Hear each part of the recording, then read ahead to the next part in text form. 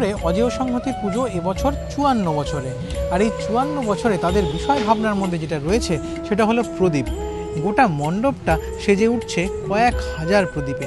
কয়েক হাজার বললে ভুল হবে, তার সংখ্যা প্রায় লাখ ছুঁই ছুঁই।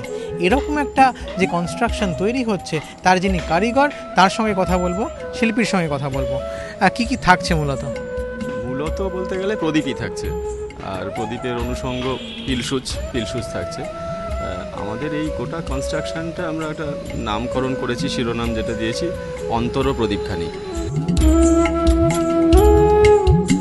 গোটা কনস্ট্রাকশনটা জিওমেট্রিক শেপে বিভিন্ন প্রদীপের আকারে, এবং তার মধ্যে একটি বড় পিলসুচ, যে পিলসুচটাই মানে গোটা পিলসুচই হচ্ছে দেবী দুর্গা। তার মধ্যে দেবী প্রদীপের দিকে হাত দিয়ে প্রদীপকে ছুঁতে চাইছে, সেই ছুঁতে চাওয়ার আকুতিটা থাকবে। অন্তর প্রদীপ জ্বালানোর আকুতি নিয়েই সেজে উঠছে অজেয় সংহতি। মূল মণ্ডপ যেরকমভাবে তৈরি হচ্ছে একটি প্রদীপদানির আদলে, তেমনি গোটা মণ্ডপের মধ্যেই থাকছে সেই প্রদীপের আবহ। এই প্রদীপের রং এবং তার সঙ্গে সনাতনী কিছু কাজ সব মিলিয়ে একটা অন্যরকম আবহ দেবে অজেয় সংহতির মণ্ডপকে। সঞ্চয়ন মিত্র, এবিপি আনন্দ, কলকাতা।